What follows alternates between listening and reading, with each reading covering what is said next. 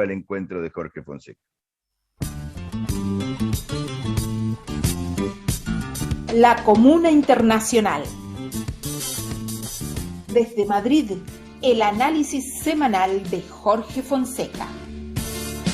Y bien, que todo siga en su sitio, el camino, el precipicio. Y le propongo a los oyentes, a las oyentas, a Dimare y también a Jorge Fonseca, que nos mandó una canción para como disparador de su programa, que escuchemos, porque venimos hablando ya casi 1 hora y media. Hagamos este impas de música que la propuso Fonseca, y después vamos a su planteo sobre el día de hoy, que a mí me parece que son centrales. Carlito Dimare, vamos con el tema musical.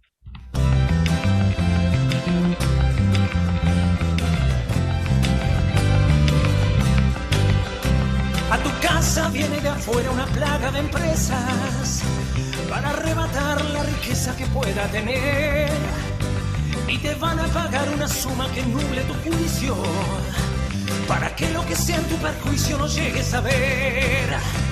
Así pierde soberanía toda cultura que no entiende nada de usura ni de poder, con su primer mundista visión de la tierra que pisan.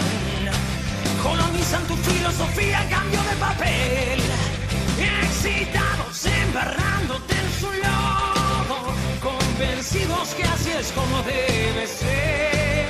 Etiquetan con un precio a casi todo, casi no hay algo que no puedan vender. Multinacional, multinacional, múltiples maneras de robar. Multinacional, multinacional, múltiples maneras de saquear. Pareciera que traen abundancia brindando trabajo, pero arrancan de cuajo recursos que no volverán. Mientras por tu tarea te pagan monedas fugaces, ellos hacen fortunas que al fin hacia afuera enviarán. Excitados, embarrándote en su lodo, convencidos que así es como debe ser. Etiquetan con un precio a casi todo, casi no hay algo que no puedan vender. Multinacional, multinacional, múltiples maneras de robar. Multinacional, multinacional, múltiples maneras de saquear.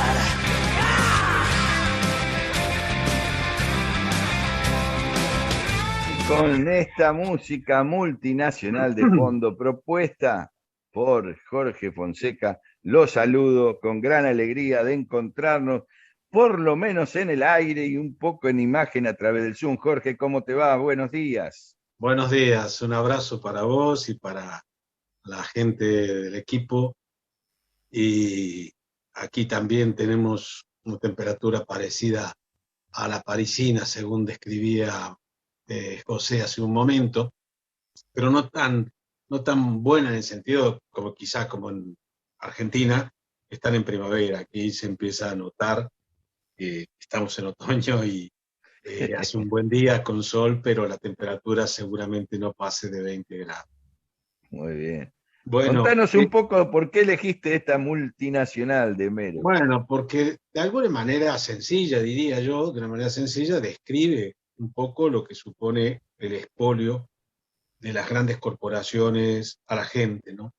Y a su vez nos remite a la necesidad que vos precisamente, con lo que vos cerrabas el diálogo con Múnich, en el sentido de la necesidad de no solo manifestarnos y movilizarnos digamos, recordando efemérides y, digamos, reivindicando logros pasados que hemos perdido, sino que tenemos que tener una propuesta de salida.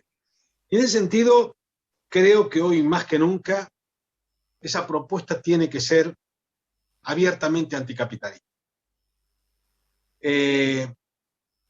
Debo decir que me incomoda disentir con Cristina, que en su intervención del otro día, frente a los jóvenes, hizo una referencia a que el capitalismo había demostrado que era la mejor manera de producir bienes. No, es falso en el sentido de que realmente lo que produce es mercancías, no bienes. Mercancías, que no necesariamente son bienes en el sentido estricto.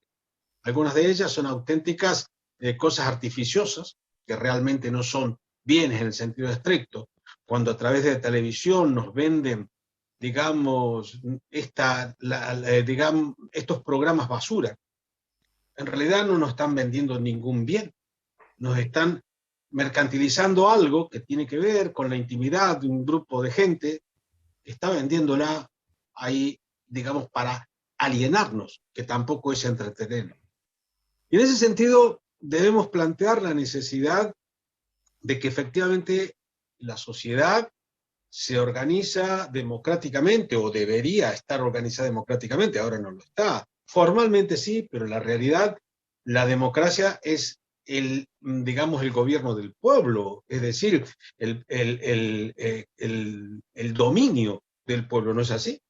Precisamente de eso vamos a hablar, de eso hablaba la canción, y de eso vamos a hablar, de que en realidad, si nosotros reflexionamos hoy quién tiene el dominio, es una pequeña, ínfima minoría, que decimos significadamente el 1%, pero realmente es menos que el 1% en términos de población.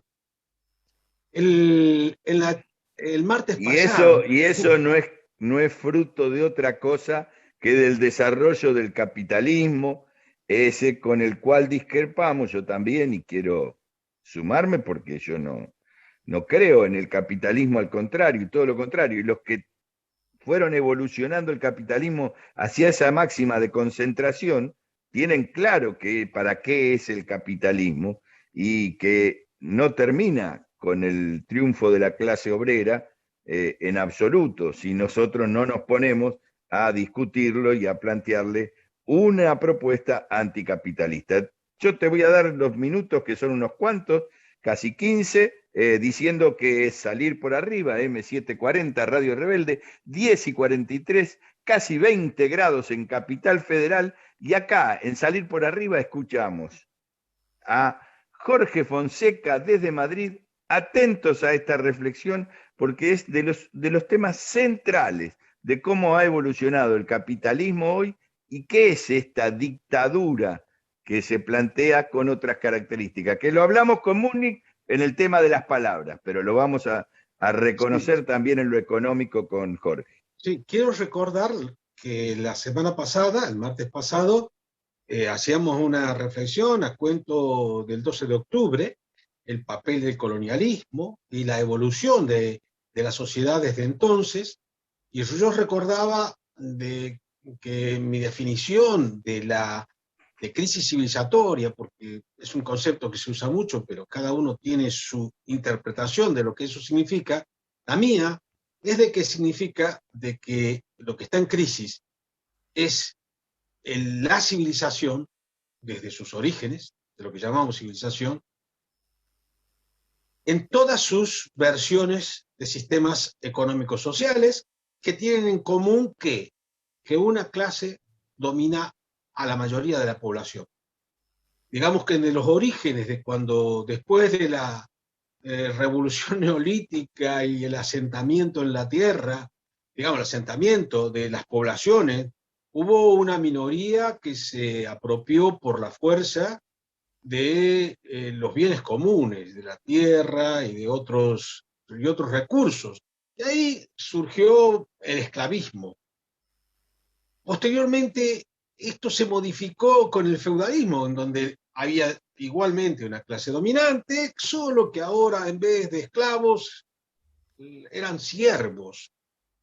Y el capitalismo, a partir de, digamos, de finales del siglo XV, se sitúa ahí su emergencia, digamos que liberó a los siervos, pero los desposeyó de todos.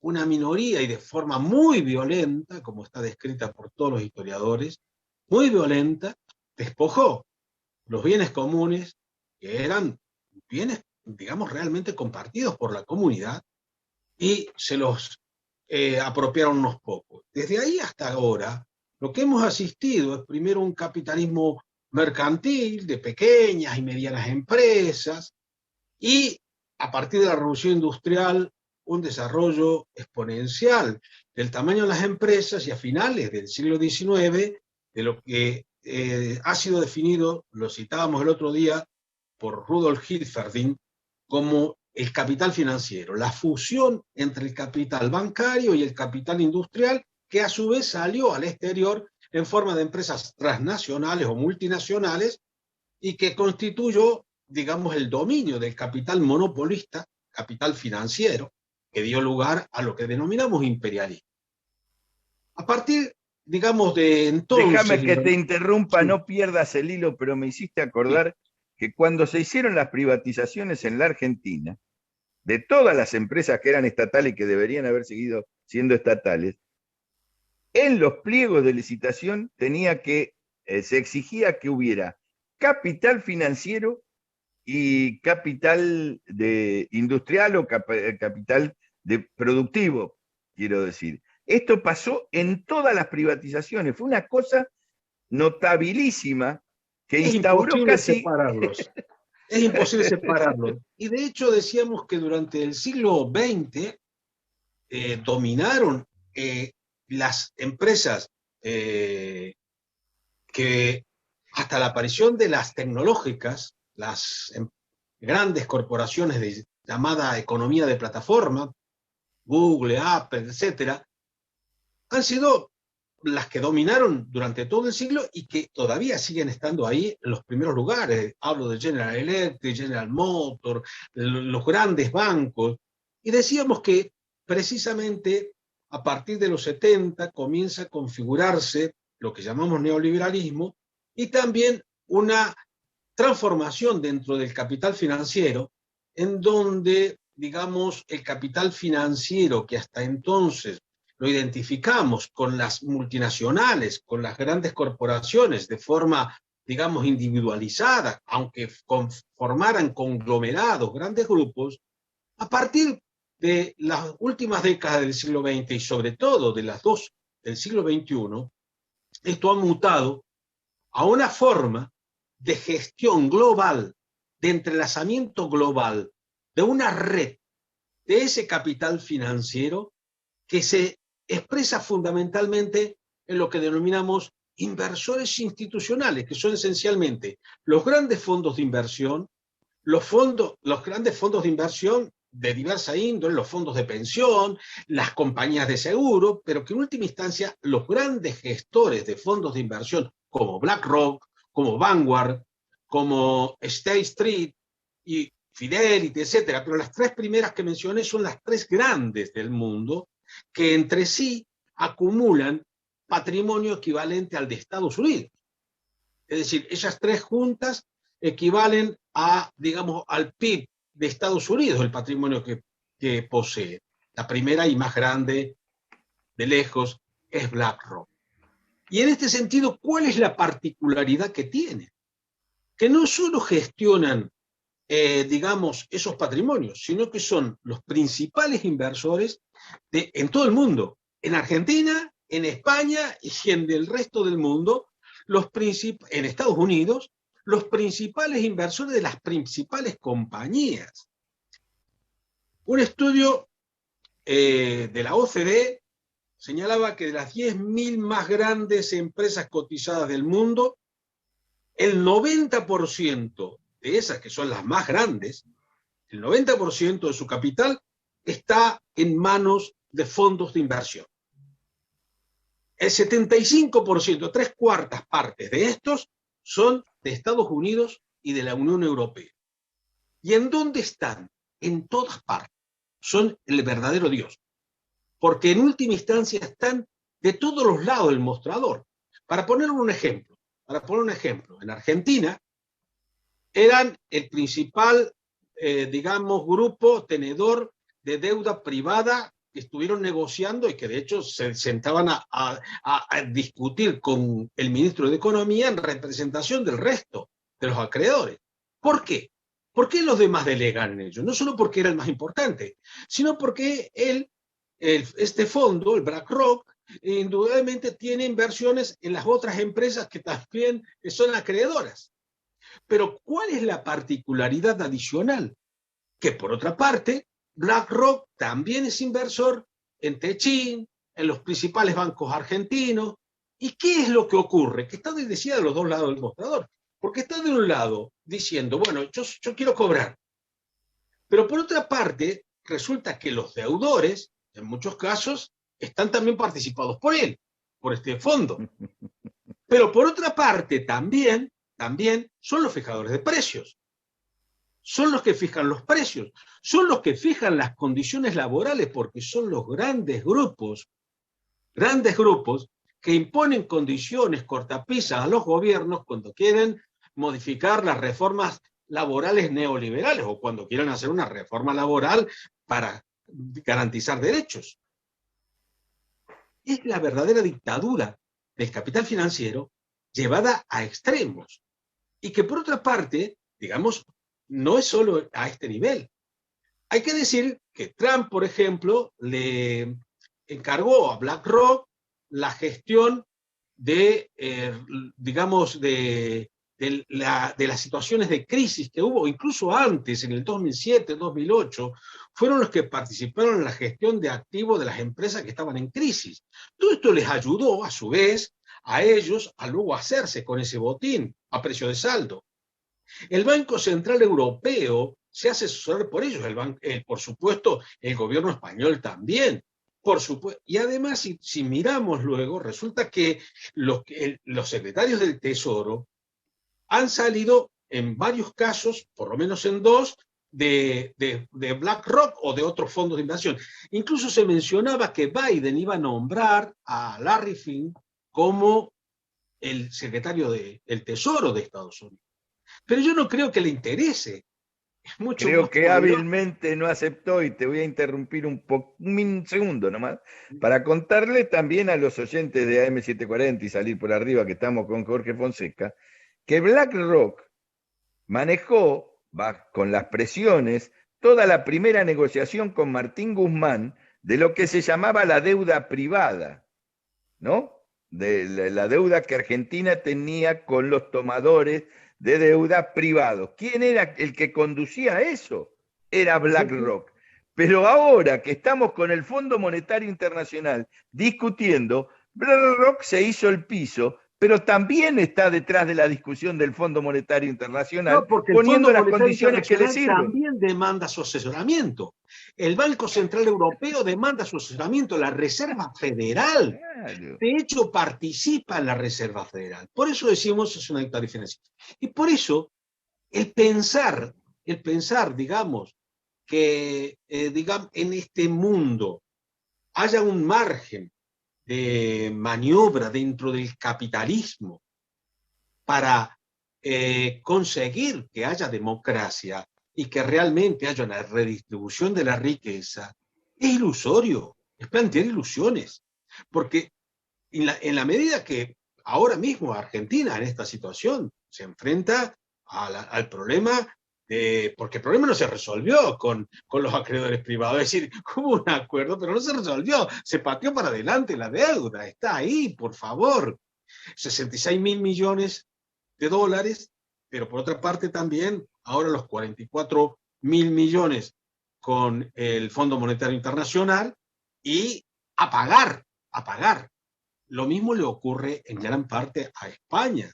Y en este sentido, lo que veremos en los próximos años será una puja precisamente para cobrar estas deudas, para cobrar las deudas, para aplicar ajustes, y evidentemente a lo mejor durante el año próximo haya una cierta flexibilidad. Se dice que el Banco Central Europeo, la Comisión Europea, no van a ser tan brutales en la presión para los gobiernos endeudados, pero dentro de 2 años vendrán. ¿Por qué? Porque necesitan que se recupere la economía, pues si no se puede ir todo al garete. Pero sin embargo nosotros lo que tenemos que plantear es alternativas. Y en ese sentido, el no pago de la deuda es efectivamente una reivindicación imprescindible, imprescindible.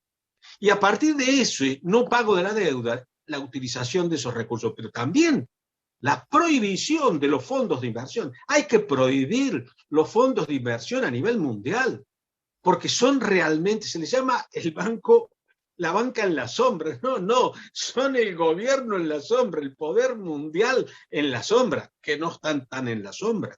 Encima además lo revisten con discursos de que BlackRock, trata de que sus inversiones tengan un contenido ecosocial, es decir, ambiental y social, ¿verdad? Es que realmente nos toman por imbéciles, cuando además tienen inversiones en las empresas petroleras, luego dicen que las van a dejar, que van a abandonar esas inversiones, etc. Lo cierto es que realmente son antisociales y antiecológicos, porque evidentemente todas esas inversiones provocan una depredación y provocan la destrucción de las sociedades. Si nosotros no nos planteamos, repito, que no hay posibilidad dentro del capitalismo y que hay medidas urgentes como el no pago de la deuda. Por cierto, si no se paga la deuda, principales afectados ahora mismo no son, digamos, los pensionistas en sí. Es verdad que los fondos de inversión tienen fondos de pensiones, digamos, BlackRock y todos tienen fondos de pensiones dentro de su cartera.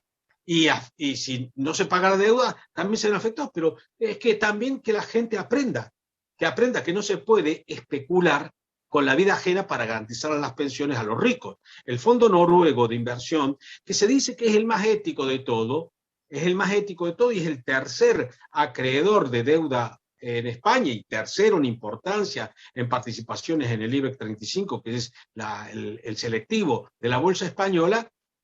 Sin embargo, también tiene inversiones que dice que no en armamentos, pero luego resulta que sí a través de terceras empresas, porque la red es de tal magnitud que es, como digo, cruzado. BlackRock tiene inversiones en los bancos, pero los bancos a su vez tienen inversiones en BlackRock, es decir, tienen participación. Es por lo tanto un entramado de un manejo, y por cierto, si vos le decís a un jubilado noruego, mire, ¿qué le parece? ¿Matamos de hambre a los argentinos? No. Y le dice ahora, le voy a completar la pregunta. Entonces, ¿usted está dispuesto a perder dinero para que no matemos de hambre a los argentinos? Dice, no, perdóneme, yo no digo que maten a los argentinos, pero a mí no me quiten un mango. Y por lo tanto, si hay que matar de hambre a los argentinos, a los españoles y a quien sea, sin duda van a reivindicar eso. En definitiva, tenemos que luchar contra el capitalismo, contra la deuda, que es la expresión del expolio a nivel global. ¿Qué es la deuda? Sino la concentración de toda la plusvalía mundial que se ha extraído, el rentismo. Podríamos hablar, y con esto cierro porque sé que estamos en la hora, que simplemente pensemos que otros fondos como Blackstone, que eran los mismos, surgieron, en realidad BlackRock es un spin-off de Blackstone y se ha hecho más grande, pero es un gran tenedor de inmuebles. Compran barrios enteros, edificios enteros, elevan el precio de los alquileres, son accionistas de las empresas energéticas, fijan los precios de la energía, es decir, fijan nuestra vida, la destruyen. Y encima, es como decir, son como un fantasma. Porque en la época de la colonización, cuando bajaban de los barcos, era una cosa.